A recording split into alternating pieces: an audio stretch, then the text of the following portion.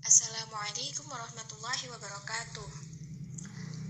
Alhamdulillahirabbil alamin wa bihi nasta'in ala umuri dunya waddin wassalatu wassalamu ala asyrafil anbiya'i wal mursalin wa ala alihi wa ashabihi ajmain tsumma amma ba'du.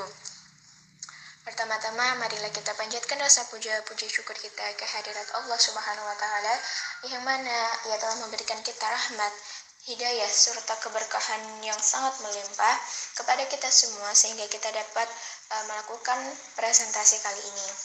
Yang kedua ialah sholawat serta salam tak lupa saya junjungkan kepada Nabi Allah Muhammad Sallallahu Alaihi Wasallam yang mana beliau telah membawa kita umatnya dari zaman jahiliyah menuju zaman yang terang benderang yang penuh cahaya ini. Saya Kunti Muslihah selaku moderator dan presentator pertama yang akan membawakan materi yaitu materi pertama terkait dengan pembagian hadis berdasarkan perawinya. Sekitar abad ke-1 Hijriah atau 7 Masehi, hadis muncul secara besar-besaran ketika ilmu-ilmu formal mulai dirintis. Meskipun demikian, terdapat bukti kuat secara langsung ataupun tidak langsung yang menunjukkan sesuatu sebelum menjadi sebuah yang disiplin formal dalam abad kedua Hijriah atau 8 Masehi. Munculnya produk hadis secara melimpah tersebut membuat sejumlah ulama mulai mengumpulkan, menyaring, dan mensistematisir dengan melakukan perjalanan menjelajah seluruh dunia Islam pada saat itu, yang disebut sebagai pencarian hadis. Lalu pada akhir abad ketiga Hijriah atau permulaan 10 Masehi telah dihasilkan beberapa koleksi dan pengkategorian hadis. Para ulama hadis berbeda pendapat tentang pembagian hadis yang ditinjau dari kuantitas atau jumlah perawi yang menjadi sumber berita. Di antaranya dikelompokkan menjadi 3 bagian, yaitu hadis mutawatir, masyhur, dan ahad. Ada pula yang membaginya menjadi 2, yaitu hadis mutawatir dan hadis ahad. Menurut mereka, hadis masyhur bukanlah merupakan hadis yang berdiri sendiri, tetapi hanya merupakan bagian dari hadis ahad. Lalu yang kedua ialah klasifikasi kuantitas hadis. Pengklasifikasian hadis ditinjau dari jumlah sedikit atau banyaknya periwayat atau dari segi bilangan yaitu ruwah atau sebagian besar yaitu jumhur ulama hadis. Lalu dibagi menjadi 2 yaitu hadis mutawatir dan hadis ahad. Yang pertama, hadis mutawatir. Hadis mutawatir secara etimologi berasal dari bahasa Arab, yaitu kata mutawatir merupakan isim fa'il dari lafaz tawatirun yang bermakna berturut-turut, yang berarti kedatangan mereka secara bergilir dan dengan jangka waktu yang tidak bersamaan. Ada pula secara terminologi ialah mutawatir tidak memiliki perbedaan esensi di antara para ulama, namun masih memiliki perbedaan rasional. Maka dari itu dapat ditarik kesimpulan bahwa hadis mutawatir adalah yang pertama, hadis yang diriwayatkan oleh beberapa perawi. Yang kedua, mustahil bagi para perawi jika mereka berkumpul dan sepakat untuk berdusta. Yang ketiga ialah semua disandarkan pada panca indera. Yang keempat ialah adanya keseimbangan dalam jumlah sanad dan tiap-tiap tobakoh. Hadis mutawatir memiliki syarat-syarat tertentu. Yang pertama, periwayatan yang disampaikan para perawi berdasarkan panca indera. Yang kedua, jumlah perawi hanya mencapai ketentuan yang tidak memungkinkan mereka untuk berdusta. Yang ketiga, adanya keseimbangan jumlah antara perawi dalam tobakoh atau lapisan pertama dengan jumlah perawi dalam tobakoh selanjutnya.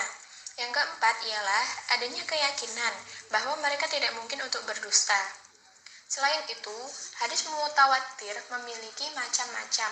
Yang pertama ialah hadis mutawatir lafzi, kedua hadis mutawatir ma'nawi, dan yang ketiga adalah hadis mutawatir amali. Yang pertama, hadis mutawatir lafzi. Hadis mutawatir lafzi adalah hadis yang diriwayatkan oleh banyak orang dengan susunan redaksi dan maknanya sesuai antara riwayat satu dengan yang lainnya. Para ulama menyebutkan sanad pada hadis tersebut bervariasi jumlahnya. namun secara keseluruhan menunjukkan jumlah yang banyak. Yang kedua adalah hadis mutawatir ma'nawi. Hadis mutawatir ma'nawi adalah hadis yang hanya mutawatir maknanya, sedangkan lafaznya tidak mutawatir. Yang ketiga adalah hadis mutawatir amali. Hadis mutawatir amali adalah sesuatu yang dapat diketahui dengan mudah bahwa dia termasuk urusan agama dan telah mutawatir antara umat Islam, bahwa Nabi Shallallahu Alaihi Wasallam mengerjakannya, menyuruhnya, dan selain daripada itu. Mungkin cukup sekian presentasi dari saya dan akan dilanjutkan oleh teman saya presentator kedua, yaitu Lailatul Muzayyanah. Terima kasih. Selanjutnya yang kedua yaitu hadis ahad. Hadis ahad adalah hadis yang tidak mencapai derajat mutawatir karena tidak memenuhi syarat-syarat mutawatir. Untuk pembagian hadis ahad dibagi menjadi 3 macam berdasarkan jumlah rawi dari tiap-tiap tabaqah atau tingkatan. Yang pertama yaitu ada hadis masyhur, yang kedua hadis aziz, dan yang ketiga hadis gharib. Yang pertama, hadis masyhur. Hadis masyhur adalah hadis yang diriwayatkan oleh 3 orang rawi atau lebih dengan sanad yang berbeda. Menurut bahasa, masyhur artinya sesuatu yang sudah tersebar dan populer.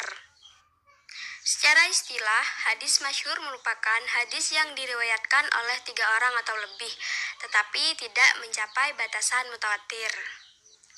Yang kedua yaitu ada hadis aziz. Pengertian hadis aziz adalah hadis yang diriwayatkan oleh 2 orang, walaupun 2 orang rawi tersebut terdapat pada satu tabaqah saja. Kemudian setelah itu orang-orang meriwayatkannya. Saya Aisyatun Nasiba sebagai presentator ketiga akan melanjutkan topik selanjutnya mengenai hadis gharib. Gharib secara bahasa berarti menyendiri atau jauh dari kerabatnya. Secara terminologi, hadis gharib merupakan hadis yang diriwayatkan oleh seorang periwayat yang periwayatannya secara sendiri pada tiap-tiap tingkatannya atau pada sebagian tingkatan. Hadis gharib dibagi menjadi 2, yaitu yang pertama dilihat dari sindirannya perawi. Dilihat dari sindirannya perawi ini dibagi menjadi 2. Yang pertama hadis gharib mutlak. Hadis gharib mutlak yakni apabila penyendirian rawi dalam meriwayatkan hadis itu mengenai personalianya. Penyendirian rawi hadis gharib mutlak ini harus berpangkal di tempat ahlus sanad, yakni tabi'in bukan sahabat. Yang kedua, hadis gharib nisbi.